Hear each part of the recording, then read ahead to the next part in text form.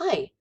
So in this video, I'm going to share with you the ways that you can use Photoshop to touch up a photograph of your visual art in black and white. So what we have here is a graphite drawing from Kelly Poon. It's beautiful.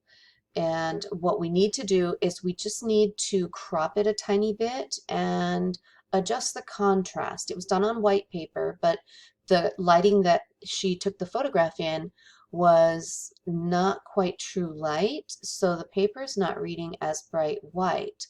So what we're going to do first is we're going to find the crop tool, and if your crop tool is not visible here, mine is visible because I just used it, but if it's not, in Photoshop, anytime you can see that there's a little triangle underneath any of these tools, you just click on them and hold. Well, now that didn't work. Click and hold, and the tools that are hiding underneath will become visible. So they'll pop out in a drop-down menu.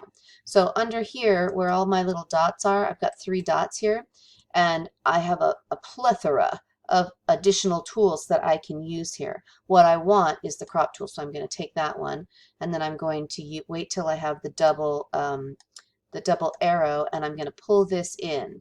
And because the paper is a little bit curled, we're going to lose a little tiny bit of the drawing, but no details on that side, so that's good. And I'm going to pull it in on the top and lose just a teeny bit. That's okay. And then I'm going to pull this in over here. And I'm going to pull this in over here. You can also pull in from the corners, but I like to do it from the sides because it helps me have a little bit more control over what I'm losing. I don't want to have any black edges. Okay, and then I'm going to click on this plus or this check mark here at the top, and that tells Photoshop I'm done with that and that I'm ready to move on to the next step. So the next thing that I want to do is I want to make sure that in the layers panel over here that I click on this little lock, because that unlocks the layer. I'm not going to be able to make any revisions or edits to that layer in the image menu that I'm going to go to next, this image menu at the top, until I unlock that. And because Photoshop is reading that as a background layer, anything that you open first in the first layer, it's going to read as a background. So you have to unlock it. So now I'm going to go to adjustments. And what I want to look at first, I'm always going to look at, well, I should never say always. I'm usually going to look at brightness and contrast first. So what I'm looking for here is I want to brighten up the whites, but probably want to darken the darks too, but not too much because I don't want to lose any of this wonderful detail that she put into the scales or into the fins or anything like that. So there's a, like I said in the last video, there's a delicate balance. So I'm going to start with contrast, and instead of pushing it down, see what this does, pushing it down makes it wash out a little bit. I'm going to push it up a bit. Take it back to 0 and push it up to see what happens. So I get some of my brighter white in the paper, which is nice. Am I losing detail or softness? A little bit. Yeah, it's too much. It's making it too harsh. So I'm going to take it back to about, let's see, let me take it to 0 again.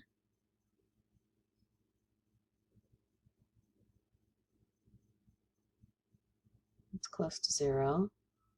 Let me bump it up just a bit. I'm watching the fins and I'm watching the scales to see what happens. I think maybe about 15%. And then I'm going to push up the brightness. Let's see. Brightness gives me more contrast. Well, no, it doesn't. The brightness gives me more brightness, but it's washing out my darks too. So I don't want that. definitely don't want that. I'm going to Control Z that. Control Z will take away what you just did. Let me go back to contrast. See if I can get a little bit more darkness in there. There, I think I like that. And there's a little bit of a smudge right here. So I'm going to take that out. So I'm going to go to my healing tool. So I'm going to hold this down and see if I can get my spot healing brush tool. And what the spot healing brush tool does is it picks up the colors and values around where those are, and it makes that disappear. So that's wonderful. And this looks like it was a guideline that maybe stayed there. One of those ghost eraser lines. I kind of want to get rid of that. So what we want to do is we just want to touch things up in the photograph. We don't want to change the content of the image. Let me see if I can.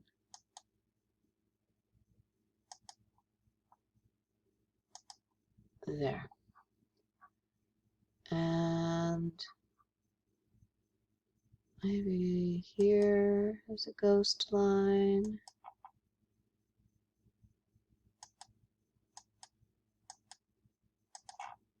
Might be a ghost line right there. There's a little one right there. And that's about it. So there. And then we're just going to file and save. I'm going to save as a PDF. I mean, as a PSD file, because I want to make sure that I have a Photoshop file that I can go back and clean up if I want to make more changes. And I'm going to save as a JPEG because most competitions or the AP College Board, they want us to save as a JPEG or a PNG. So what we're going to do is we're going to save it as a JPEG. You know what? I better check and see. I better check and see if what the maximum size is that we're going to be able to upload to the College Board, because we might have to take the quality down to medium in order for you guys to be able to upload these. Let me check.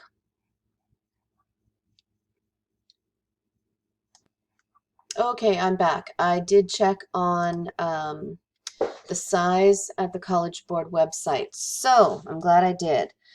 So we need to make sure that you're saving these images in the right size. So what we're going to do is we're going to go back up to image and we're going to adjustments. Is that where we're going? No, we're not. We're going to image size. And you're going to get this window here. It's probably going to come up in inches. What we want to do is we want to get it to pixels. So we're going to drop this down, click on pixels. Kelly's image is 3,834 pixels for a landscape. It's too big. The maximum landscape size orientation is 780 pixels. So we're going to change this to 780. And when I hit tab, it's automatically, no, it didn't automatically change it. Usually it automatically changes to, there's a way to link it so that it, oh here, click, wait, let me go back. Let me do this, 780. You click this little link right here so that when you change this to 780, it'll automatically, there. So that looks really tiny, but that's okay. And I'm going to scroll back up, and now it's saved the size that it needs to be in order for you to be able to upload it to the college website, the College Board website. So once again, let me try that again. So we're going to go to image and then image size. And then what you're going to do is you're going to make sure you click on this link right here, and you're going to click on this drop down box and change it to pixels. And if it's a landscape, the width needs to be 780 and the height will automatically change. If it's a portrait, then it's going to be, let's see, the portrait can't be any bigger than, it says minimum size 480 if it's portrait. Wait, let me scroll down to portrait. Portrait orientation 780. Hold on a minute. 780 pixels, maximum size 780 pixels. 780 by 430 or 4, okay, so yeah. So 780 can be your, it looks like 780 can be your widest side. So there we go. And then we're going to save as. Oops, let me click OK. And save as. Let's see, what does it say about title? Your title.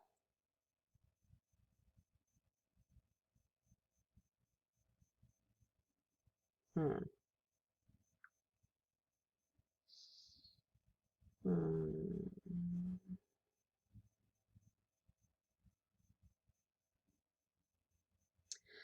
The title of the work can only be, I saw something in here about title. Hold on, let me pause again.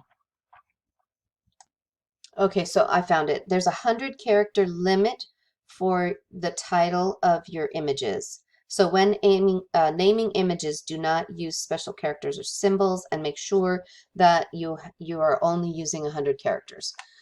Okay, so I think that's all you need to know for editing your images.